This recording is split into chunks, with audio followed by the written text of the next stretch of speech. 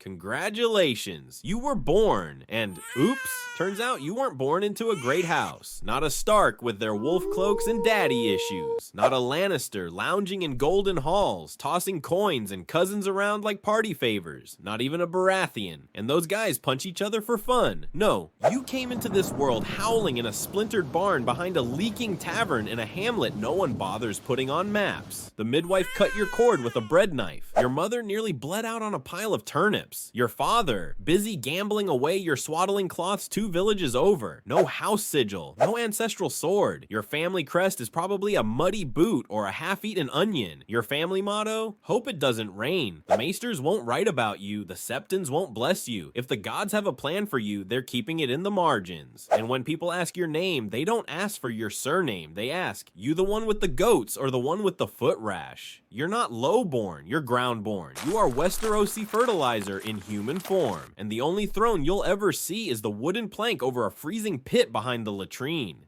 Let's break this down. You've got no surname, not even a fake one. You're just you, a name shouted across a pig pen and misspelled on your own grave marker.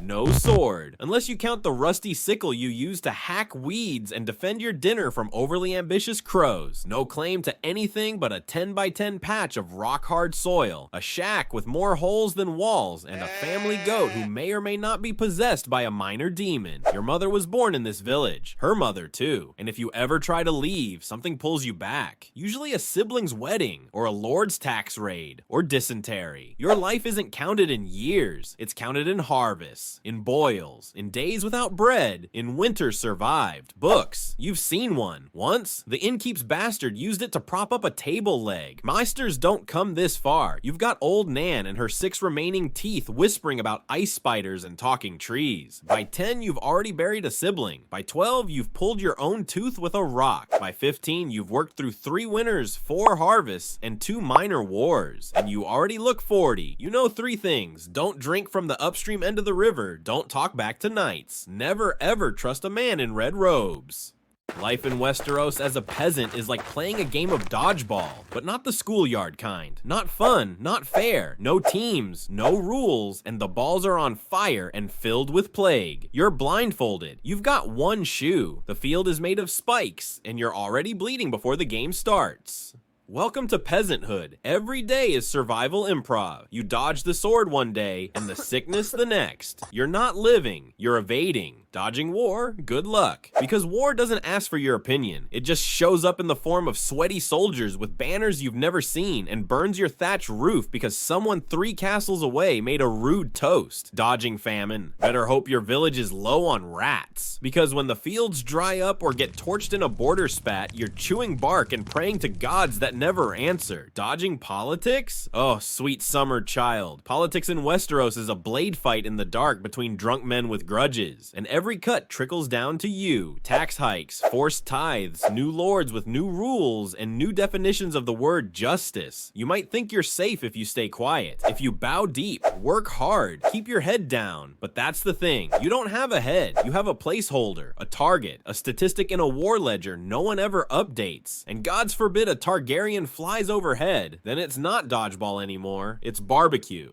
Every year you get 1 feast, not a banquet, not a royal spread, just a feast by peasant standards. Food that hasn't been salted into oblivion, an ale that doesn't taste like someone pissed in it. It's the harvest festival, the one night where the whole village pretends life is not a slow march into an open grave. You wear your nicest rags, you bathe, properly even, with soap. You put flowers in your hair, someone strums a battered lute. Old Nan makes her famous meat pie, which may or may not involve squirrels. Children laugh, elders wobble through dances, and for a brief flickering moment, it feels like life might be bearable, like the world isn't made entirely of disappointment and damp straw. You eat until your stomach hurts, then eat again because you don't know when you'll see this much food again. You drink until the ache in your back becomes a song. You let yourself feel joy, real, reckless joy, which is of course a mistake, because by nightfall someone's angry, someone's bleeding, someone loses a bet in their left ear, someone gets married by accident, and someone else finds out they were never actually unmarried to begin with. If a knight shows up, it's a disaster. They want tribute, or a wench, or a reason to draw their sword and remind everyone who's in charge. If a septon shows up, it's worse, because then you can't even dance without getting guilt tripped by the gods. And there's always that one guy, every village has him, who insists he saw a dire wolf the size of a cottage once. He tells that story every year, you laugh every year, and then he dies in his sleep and suddenly it's not so funny.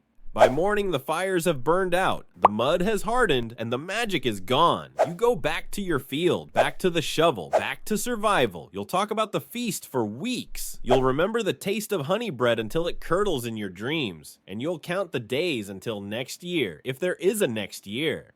Ah yes, the knights, living statues in polished steel. They look like gods. They act like toddlers with trauma and lethal toys. They ride past without seeing you. Unless you're in the way, then you're a speed bump. Knights aren't protection. They're pageantry with weapons. They recite vows and ignore them. They say honor while trampling peasants for sport. Hedge knights? Worse. Dented helmets, unpaid debts, and delusions of grandeur. You once saw one challenge a goat to a duel. The goat won. They kill, drink, duel, and ride off before the blood dries. And yet, when one tosses you a coin, you feel it. That flicker of awe. That stupid, dangerous hope. Then they use your well as a latrine and disappear. You learn how to cry without making sound, because sound draws attention, and attention gets people like you, burned, branded, or buried. You cry the way wind moves through trees. You bite your sleeve instead of screaming. You bury grief like stolen grain, deep and silent. You hide food in walls. You count footsteps. You flinch at laughter. It means someone's getting too loud. You learn to identify a noble house by how they smell when they burn. Fear becomes a background hum. Hunger becomes routine. And grief becomes weight you carry like firewood, badly, constantly, and alone. There are good moments, tiny ones, quiet as snow, a warm potato, a song hummed off key, a hand held under the table for no reason at all. You fall in love, not with fanfare, but with the way she says your name without rushing it, the way he mends your torn boot without being asked, the way someone remembers your birthday, not the date, just that it happened once. Sometimes a baby lives, sometimes the cow survives the winter, sometimes the plague skips your house, a sunset with no fire on the horizon, a night when no one knocks on your door with a sword, a dream where you're flying or floating or just clean. These aren't victories, they're breathers, but in a life made of smoke and splinters, they're everything. You press them to your chest like old letters. You carry them, and when the darkness returns, and it always returns, you take them out and remember what it felt like to be human, just for a moment. In the end, you die in the same mud you were born in. Not in battle, not in glory, just in stillness. You slip away one cold afternoon when the firewood runs out. You cough, you sigh, and then you stop. No one notices, no one comes. Your body leans against a wall built by your father, held together with mud and prayers. The snow comes in through a crack in the roof and lands on your face. You don't feel it. There's no funeral, no one to sing your name or claim your ashes. Just the wind, the wood, the slow reclaiming of your skin by the place that made you. And somewhere, far off, nobles argue about borders. Kings feast, dragons fly, the world moves on. You don't. You were born in shadow, not metaphorical, real, muddy, rat-nibbled shadow. You lived in silence, worked in pain, endured in invisibility. You died in dirt, swallowed by the very land you fed with sweat, blood, and memory. No songs, no stones. But without you, nothing rises. No castle stands, no king rules, no throne holds. You were not remembered, but you were necessary. But hey, at least you weren't born a fray.